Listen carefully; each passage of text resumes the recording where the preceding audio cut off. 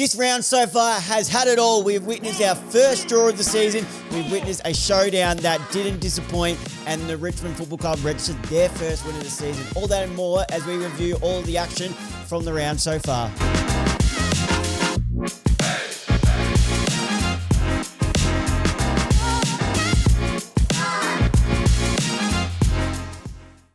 Hello, everybody, and welcome back to the Up the Guts podcast. Joining you as always is your host, Trent the Ultra. Some of you might know me as Tricky. And yes, we have had a great start to this round.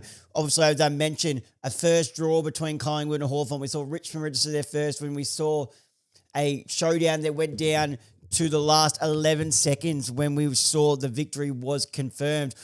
It's been an interesting start, and the only downfall that we would have was on that Friday night when we had the double header. Why the hell is the showdown not having a standalone game and it is having a double header? Baffles me, and I'm not sure why that would be the case, because we've seen what the showdown brings with the game that we had Friday night. And then it was also paired with another good game between Western Bulldogs and Fremantle that went down to the wire as well.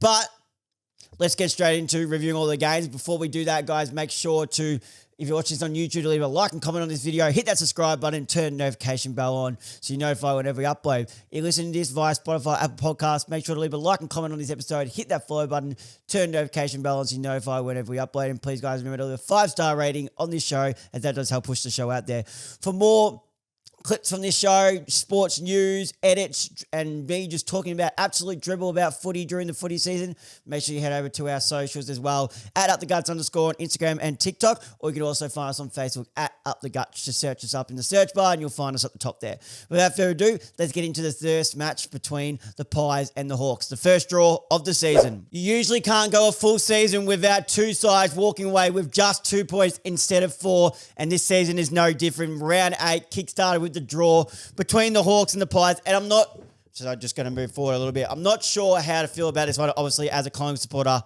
I'm actually quite happy with the way we performed, because Hawthorn are a top 4 side in this competition this season so far. They're not, a lot of people just have them as 1. I personally don't have them as 1. I have the Sydney Swans as the number 1 team, who are going to be playing later today. But I'm happy because of the way that we fought it out. But I'm not happy with our captain, who should have held on to that mark and cost us the game. There is no doubt about that cost us the game. But our defensive structure all game was set up really well. If at the end of the day, Hawks, if they kick straight earlier on in the game, they win. I believe they were 3 goals 10 or 3 goals 11 at one point. So if they kick straight earlier on, they win, and it wouldn't be as close as this was. But that wasn't the case. As we go ahead and look at the goal kickers, 3 goals. We'll just go both teams at a time. So 3 goals went to Elliott for the Pies, and McDonald kicked 3 for the Hawks. As for the 2 goal kickers, Zagoe and Hayes 2 each. I like the look of Hayes. Will Hayes for the Pies has a real good go. Kicked 2 for the Pies. Watson and Lewis kicked 2 for the Hawks. Watson was really good. Obviously had that really good goal assist. Perryman was playing on him. Was set the role of playing on Nick Watson. Did a really good job in that first half until the Wizard got off the chain a bit at the back end of the second quarter leading up to halftime, and then Perryman went off with a hamstring. So that did have a big influence on the game, because we saw how Watson was bringing in people to the game as well. As for disposals, we go up here a little bit more. Nick Dacos not having the same impact. I think he's still running at about 75%. Just couldn't, when he tried to sprint, it's like he couldn't, but that goalie kick was unreal. He had 34, a goal, 8 inside 50s, and 644 metres gains. And it's official, Dan Houston is most certainly back. Another 32 disposals, 9 rebound 50s, and 698 metres gained. He was really good. But and then, again, I mentioned the halfbacks of the Hawks in the preview coming up to this game, and it was all on show here. So Amon 30 disposals at 83% efficiency and 9 score moments. McDonald was huge, splitting his time between forward and mid, 28 and 3 goals. Newcomb's having an unreal season as his first season as a captain. 28, a goal, 11 score-ons, 9 clearances and 5 tackles. Might be going all right in the Brownlow as well, if you want to have a look at that. Impey also had 27 at 89% efficiency, 9 marks and 9 score involvements. But Dylan Moore, hats off to him. to go back and be able to convert that shot while it was only a draw. You still have to go back and kick it, and with no better person to have the ball in the hands of there. And realistically, it shouldn't have got to that because Cam McKenzie, I don't know what he was thinking in that late stages of that game to stand off and block off that 45 kick when that is 50 metres every game this season. Every day of the week, that's going to get paid. And he comes across that. And while I'm touching on it, I know I'm a Collingwood supporter, but Billy Frampton, that was holding the ball every day of the week. But Billy was, while that was holding the ball, and you should reward tacklers, chase down tackles especially, and I thought that's what they were supposed to be doing this season, the umpires. But they didn't, and it should have been rewarded to the Wizard. But then I would argue too, he would still have to go back and kick it. But then if he went back and kicked it, they'd still be a 1 point victors. But so, tis a tap between each other. But Billy Frampton was really good for the Pies. Probably our best key defender this season so far. He was having that much of an impact up the ground that was he playing? He had the Mitch Lewis role. Mitch Lewis had to go from centre half forward to full forward, and Gunston sacrificed himself to play a bit more further up the ground to drag Darcy Moore up, and then isolated Billy Frampton deep in the at fullback, which is probably a spot that he doesn't want to be as much. He wants to be up the ground and dictating it, intercepting. He was really well. So that was a great chess move by Sam Mitchell, but no team can have the glory, but as a Collingwood supporter, I'm happy that we fought hard and against the informed team in the Hawks. But Darcy Moore, oh boy, gee.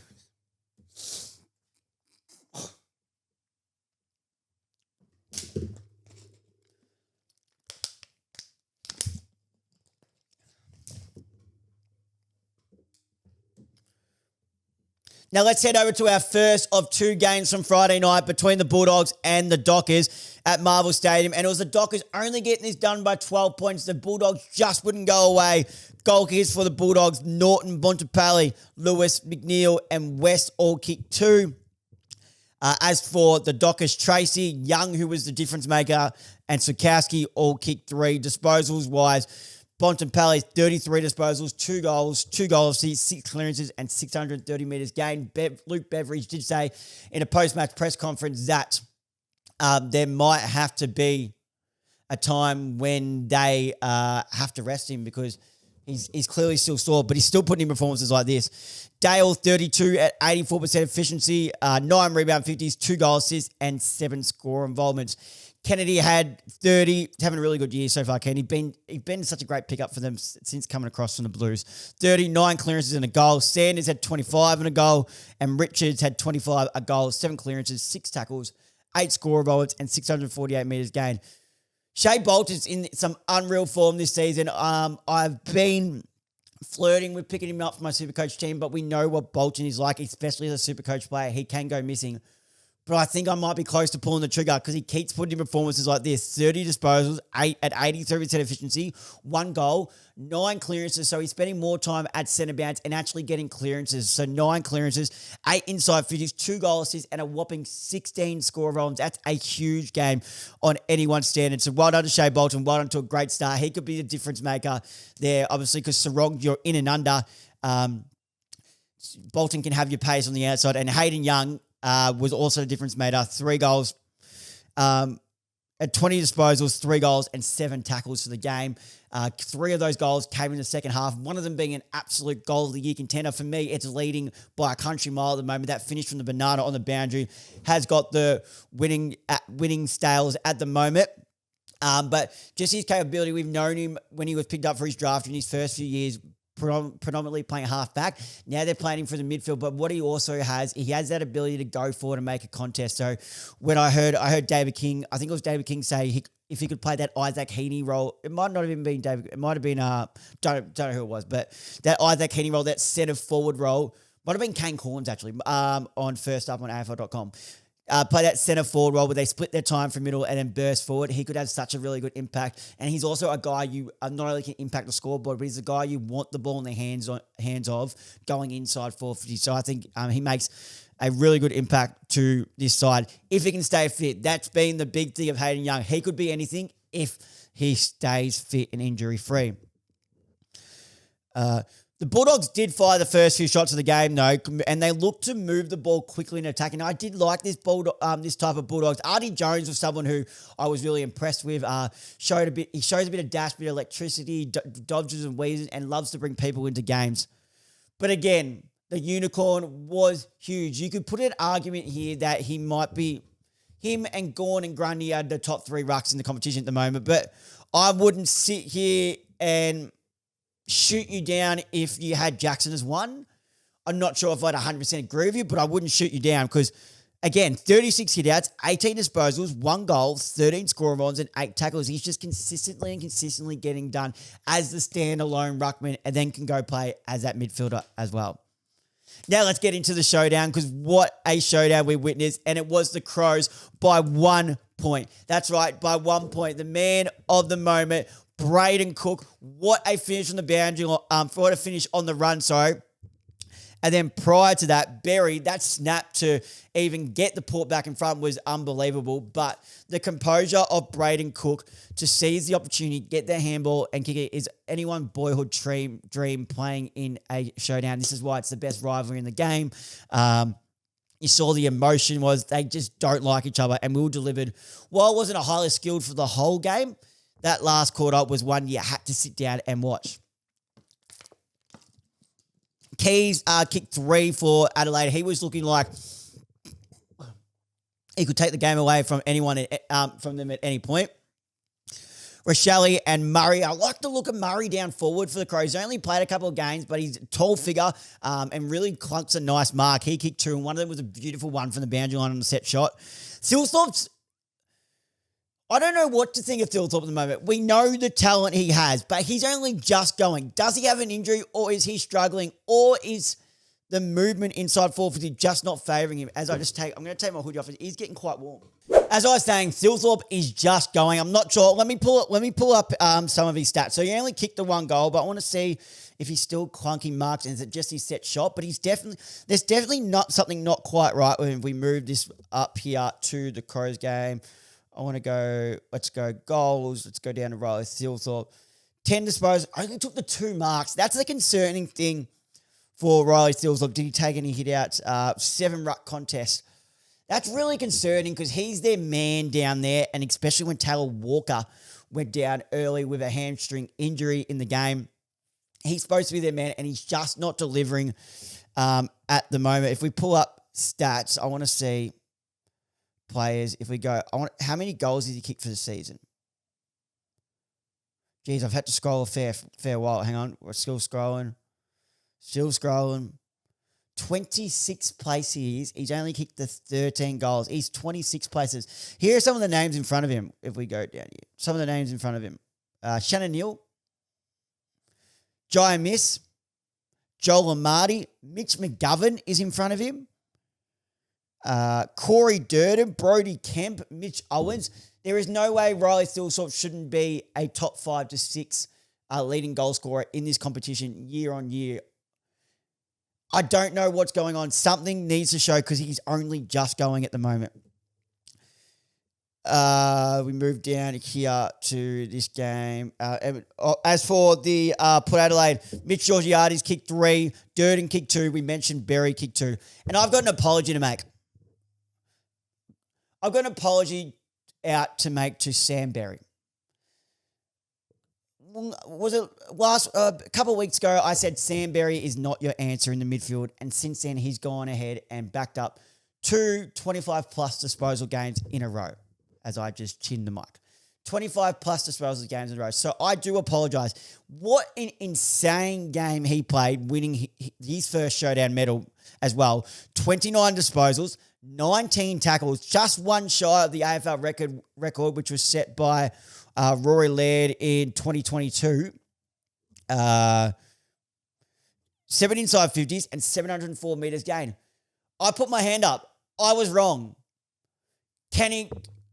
I'm willing to say I'm wrong, but I'm also willing to let it sit for another week or 2 to see if he can consistently do it because he's really showing some hope. And he's their best midfielder of the last 2 weeks.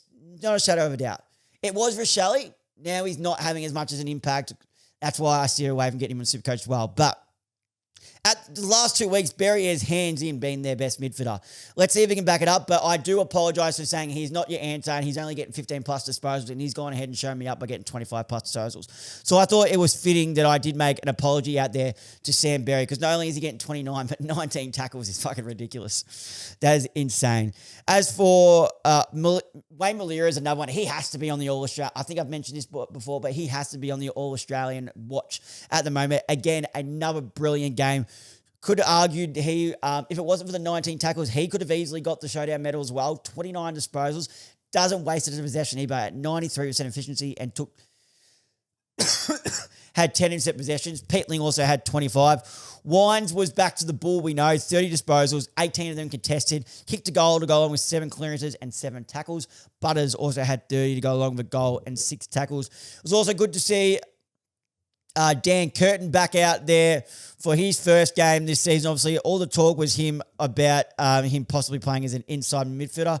I want to see how much percentage of game time he played. So he played 76 time on ground, had the 9 disposals, 3 goal assists, 5 score involvement, didn't attend any centre bounce. Looked like he was playing still that wing role by the looks of it, because there was that. They're going to probably just ease him in, but it was really good to see him back out there. I hate to touch on the umpires again, but what are we doing? The Crows were almost robbed. Right in front of me again. That Rochelle push, I don't even think he pushed him. He touched him, I get that, but I don't even know if he even pushed him. And even that, he's shepherding the ball over the line. Some things you just need to let go. That is one of them. That was disgraceful. And then the Butters one. Soligo, yes, he pushed him, but he was nowhere near the fence. Then he got up and slipped over and went into the fence. Even Butters was confused why he got that free kick. We know Butters is not going to argue with umpires, at least for a little bit now. But what is going on with the umpiring? First, Collingwood, the Billy Frampton tackle, the Rochelle touch could have quite easily, with 38 seconds to go, it had cost the Crows the game because it was the wrong call. If it wasn't for Braden Cook with 11 seconds to go, that umpiring decision, again, would have cost the Crows a game, and they are not what's the word? They are not secret to an umpire costing the game by giving a wrong and ridiculous decision. So thank the Lord that Braden Cook did kick that, because the South Australia as a state and Adelaide Crows fans as a fan base would have went absolutely ballistic, and fair enough too. Another record was nearly also broken before we head off to was Ali took 8 intercept mark, which is too shy of the record. And as we mentioned, kept Phil Thorpe to just 1 goal. So just want to notify that not only Berry was just shy of a record, so was Ali, 8 intercept marks of the game. So well done to Ali. Let's head over to Saturday, Essendon v Brisbane. Not much to really touch on here other than the Brisbane Lions by 63 points and Zach Bailey. This is the reason Zach Bailey is being offered this money. He's gone out again, 29-3 last week, now 21 disposals and 4 goals this week. There is a reason he is getting offers of 1.3 and upwards, and this is the reason why. He impacts games. He's a game changer. I've said he could be one of the most impactful players in the competition when he gets his kicking right, because there is games where he'll kick 2 goals 3, 2 goals 4, 3 goals 5 on occasions, but when he kicks straight, 21 goals 4, he can go into centre bounces and impact, but then goes forward with that electric speed, and he's tough, and he's so strong around the hips, really hard to tackle. There is well and truly good reason why he's getting offered 1.2 million, and he's worth every cent of it when he plays games like this. Could he go and play as a full-time midfielder? That I'm not sure of. So, because the rumour is Adelaide are leading the way. If he goes there, he probably plays as a full-time mid. Can he do that? I'm not sure. I like him splitting that time forward and mid, but that's exactly what Rankin and Rochelle always do. So there's always that discussion. But another player we can talk about too is Peter Wright. We've talked about he's found his new spot in the ruck. But again, he was enormous. 26 disposals as a ruckman is huge. 27 hitouts, 2 goals and 11 score involvements, going up against former teammate as well, Sam Draper, this is definitely a spot. Nick Bryan is back in the side. I'm interested to see how they work Peter Wright in with this one right now, because if I'm Brad Scott, I'm not moving that magnet whatsoever. There is no way in hell you were moving Peter Wright from the ruck when he's putting back-to-back to, I think, 3 performances in a row now that have been really good. As I just crack open, get a monster. But there is no way you are moving him from that position. So it's going to be interesting to see how they move it. And then obviously the big talking point out of this game was whiteboard game. Pretty fucking funny. It's pretty funny that got leaked out. And everyone talking about they're not happy because Jackson Pryor's girlfriend, partner was mentioned.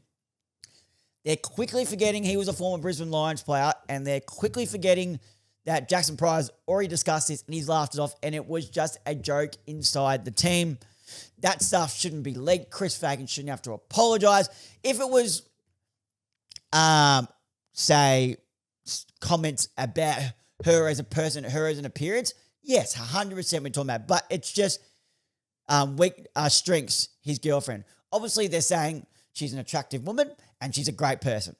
That is what they are saying. Nothing more. And it's an inside joke between friends of Jackson Pryor as well. So let it go. But to the knucklehead who posted it out there, actually, no, thank you, because you've created a big story, a lot of things to talk about out of this. One of them being Darcy Parish, weakness, strength. Selfish. Same with Zach Merritt was selfish. Kicking, disposal. Darcy Parish, I think, had 3 weaknesses and 1 strength. That's an alarming sign. And while we're on the topic of the Bombers, why are we dropping Elijah Sardis? Tell me. Why are we dropping Elijah Sardis? Elijah Sardis needs a fair run at AFL level. He is too good for VFL level, and when he's come up to AFL level the past few weeks, he has done nothing wrong.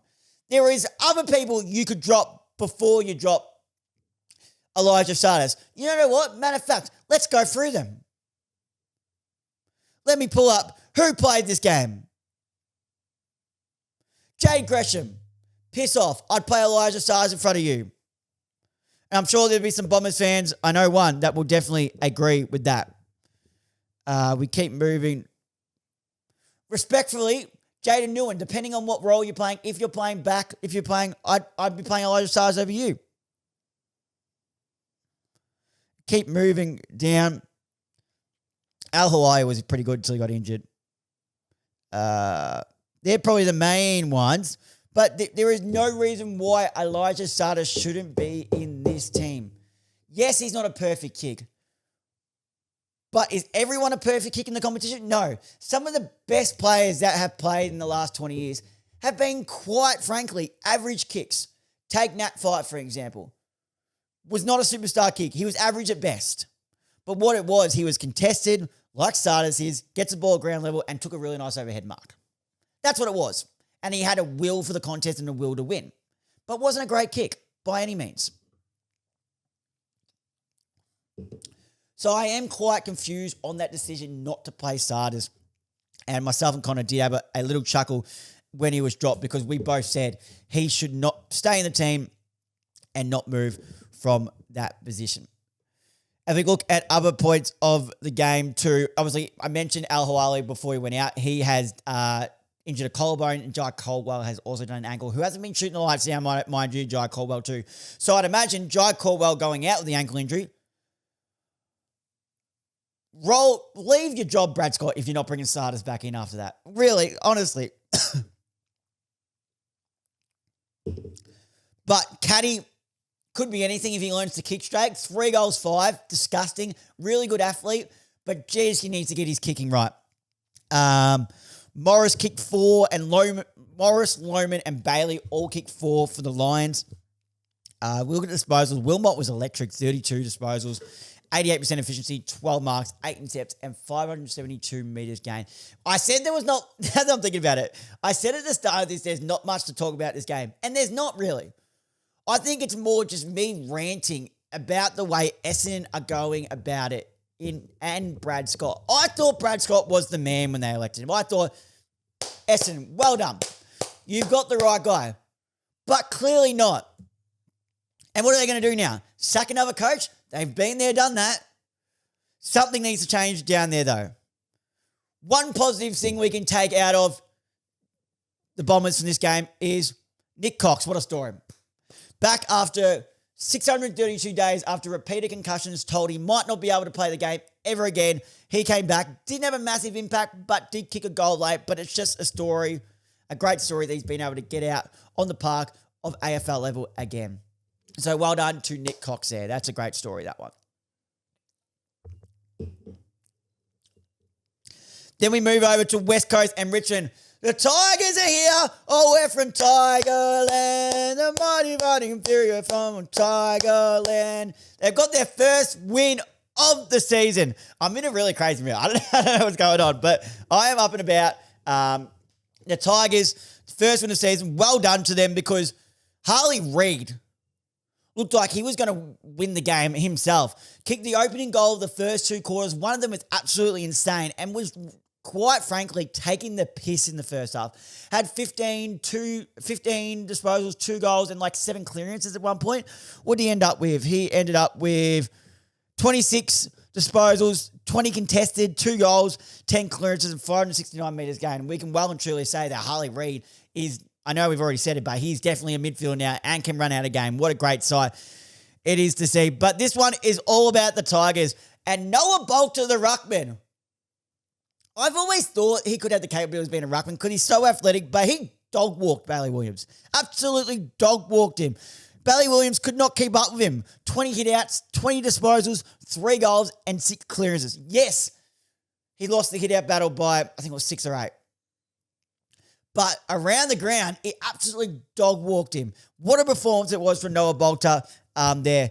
As for the other, it was good to see Jonty Fall get multiple goals, kicking 3. Seth Campbell is a talent. Stay with us, Tigers fans, because Seth Campbell is going to bring you some thrills and some highlight reels as his career goes on in Tiger colours. He's one you need to hang on to. He kicked 3. Steely Green's another one. He kicked 2. As for the disposals, Ross is having a sneaky good season for the Tigers. He's one who's, no matter they haven't won a game, just tried his heart out week in, week out. 29 disposals and 11 clearances. And was this the coming game of Kane McAuliffe? We've seen it in patches, and we've also heard the talks about him, how good of a player he is. But he was excellent on yesterday. He was excellent. 28 disposals, a goal, and 625 metres gained. The only negative here for the Tigers, their injury list was at 17. Well, let's add Dion Prestia to that. 18 injuries. Who would have thought... Oh, boy. That voice crack. Oh, boy. I'm leaving that in. I don't even care. But, oh, boy. Who would have thought that sometime this season, Dion Prestia would go down with injury? Who would have thought? That doesn't normally happen, does it? In the opening minutes of the game, he goes down with a hamstring. I'm not trying to be mean to him, but it's just a constant thing. I don't know what it is, but it just seems constant. As soon as Prestia is back in the side, you're like, oh, he'll be gone in 4 to 6 weeks. He'll do another string. He'll do a soft tissue injury. He'll do something. He won't be there for the full season because it's just a common thing. So that is the only negative that we can take from the Tigers from this game because they have registered their first win of the season and well done to them. The penultimate game of this episode was Geelong v North Melbourne at GMHBA Stadium. Another fixturing disaster. Why are they clashing with the West Coast game, even though it's in different states? I get that. I talked about it in the preview. But Kangaroos can reasonably hold their heads up high for 3 quarters. Okay? For 3 quarters. Because the Cats just came out and said, we are not letting this young North Melbourne side come in here and compete with us on our home deck because they just went, get stuffed and kick 9 goals in the last quarter to end up winning by 49 points. 21 goals, 9, 135 defeated. 13 goals, 8, 86. Manna kicked 4. He was huge. Cameron and Neil, 3 each. Martin Holmes was electric, 2 apiece. As for the Kangaroos, Darling, 3 goals. And one player I want to highlight is having a good year, and he's taken a while, but it looks like he's starting to find his feet. Zane Dersma, I'm pretty sure, I'm not sure if I've said it on this episode, but I've been harsh on him in just constant footy chats between people. But well done. You always did have the talent, but you were just not showing to be AFL level. Now he's come out and kicked number 3. He's really starting to find his feet. McKercher and Simpkin also kicked the 2. Simpkin had the role on who we look at, Bailey Smith. And while Bailey Smith at 26, you could argue for at least most of the game, Simpkin did a reasonable job, because what Bailey Smith loves to do is get meters gain. And if we pull up Bailey Smith's meters gain, he loves to run and dash and then kick the ball long. Let's have a look at, well, he's not in a great kick. He's a hard worker. So you always know if you're tagging Bailey Smith, you better be ready to run. That's one thing. So if we pull up Bailey Smith, let's have a look. Where is he? Down here.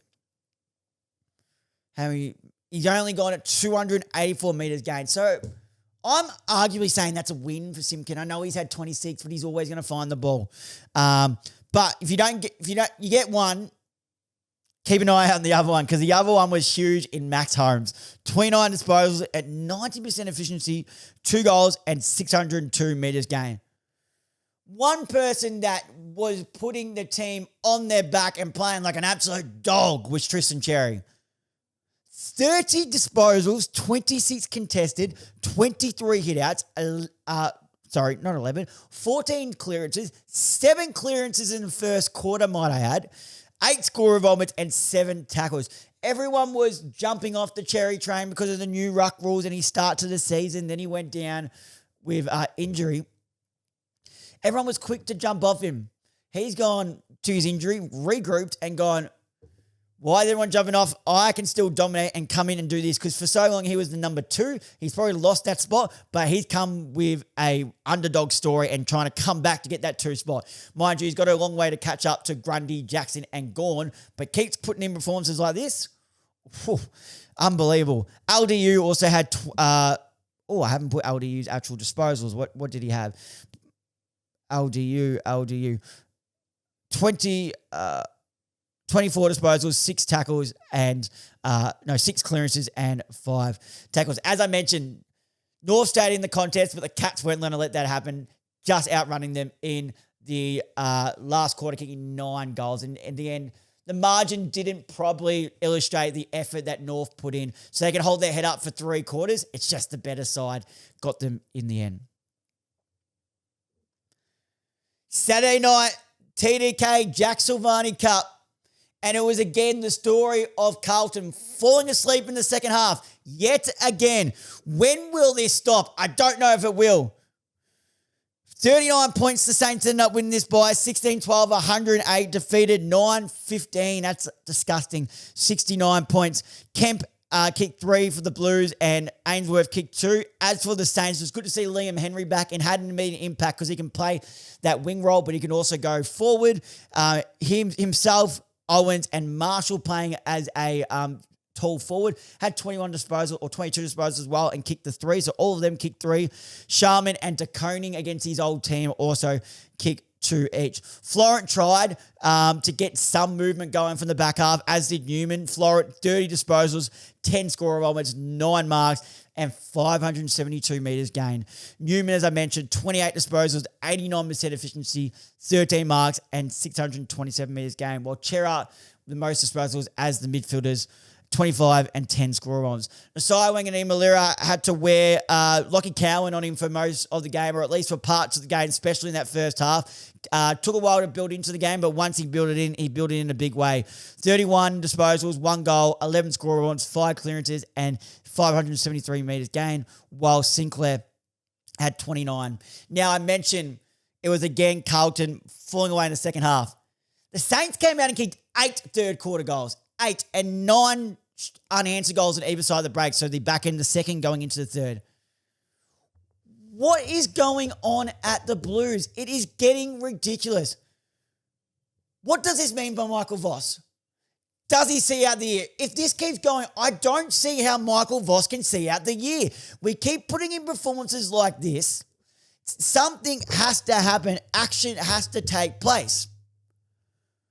Does Michael Voss see out the year? Because it is looking very thin and the fans are coming for him saying, sack Voss, sack Voss. And at this point, it's fair enough. While you don't want to ever see someone lose their job, sometimes when the performances aren't there on the paper and on the ground and in there in writing, something has to change. And most of the time, it's straight to the senior coach.